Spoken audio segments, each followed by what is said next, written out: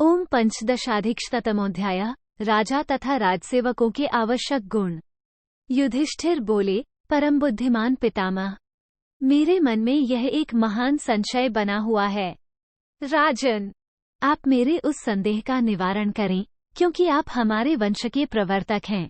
1 तात, आपने दुरात्मा और दुराचारी पुरुषों के बोलचाल की चर्चा की है, इसीलिए मैं आपसे कुछ निवेदन कर रहा हूँ। 2 आप मुझे ऐसा कोई उपाय बताइए जो हमारे इस राज्यतंत्र के लिए हितकारक, कुल के लिए सुखदायक, वर्तमान और भविष्य में भी कल्याण की वृद्धि करने वाला, पुत्र और पौत्रों की परंपरा के लिए हितकर, राष्ट्र की उन्नति करने वाला तथा अन्न, जल और शरीर के लिए भी लाभकारी हो।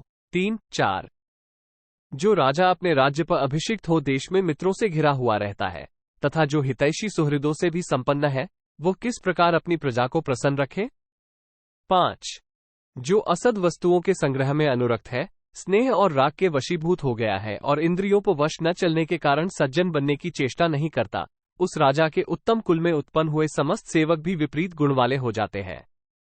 ऐसी दशा में सेवकों के रखने का जो फल धन की वृद्धि आदि है, उससे वो राजा सर्वथा वंचित रह जाता है। 6-7 मेरे इस संशय का निवारण करके आप दुर्बोध राजधर्मों का वर्णन कीजिए, क्योंकि आप बुद्धि में साक्षात बृहस्पति के समान हैं। 8 पुरुष सिंह, हमारे कुल के हित में तत्पर रहने वाले आप ही हमें ऐसा उपदेश दे सकते हैं।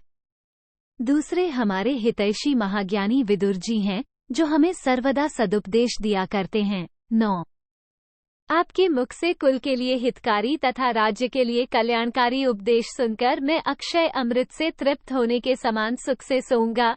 10 कैसे सर्वगुण संपन्न सेवक राजा के निकट रहने चाहिए और किस कुल में उत्पन्न हुए कैसे सैनिकों के साथ राजा को युद्ध की यात्रा करनी चाहिए। 11 सेवकों के बिना अकेला राजा राज्य की रक्षा नहीं कर सकता, क्योंकि उत्तम कुल में उत्पन्न सभी लोग इस राज्य की अभिलाषा करते हैं। 12 भीष्म जी ने कहा, तात भरत नंदन, कोई भी सहायकों के बिना अकेले राज्य नहीं चला सकता।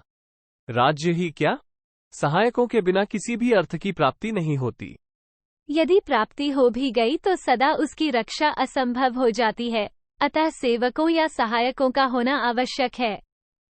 जिसके सभी सेवक ज्ञान विज्ञान में कुशल, हितैषी, कुलीन और स्नेही हो, वही राजा राज्य का फल भोग सकता है।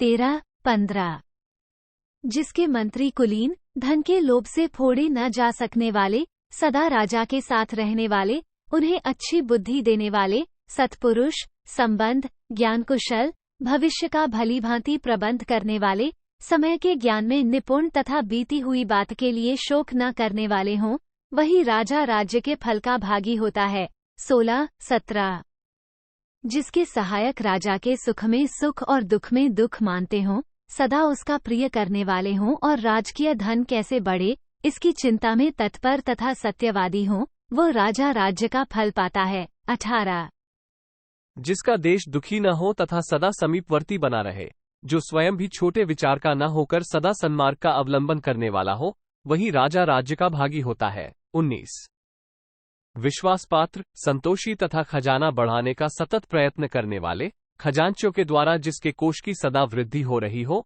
वही राजाओं में श्रेष्ठ है। 20 यदि लोभवश फूट न सकने वाले, विश्वास पात्र, संग्रही, सुपात्र एवं निर्लोभ मनुष्य अन्नादि भंडार की रक्षा में तत्पर हों तो उसकी विशेष उन्नति होती है। 21 जिसके नग में कर्म के अनुसार फल की प्राप्ति का प्रतिपादन करने वाले शंख, लिखित मुनि के बनाए हुए न्याय व्यवहार का पालन होता देखा जाता है, वह राजा धर्म के फल का भागी होता है। 22 जो राजा राजधर्म को जानता और अपने यहाँ अच्छे लोगों को जुटाकर रखता है तथा अवसर के अनुसार संधि, विग्रह, यान, आसन, द्वैधी भाव एवं समाश्र नामक 6 गुणों का उपयोग करता है, वो धर्म के फल का भागी होता है। 23 इति श्री महाभारते शांति पर्वणि राजधर्मानुशासन पर्वणि पंचदशाधिकशतमोऽध्याय।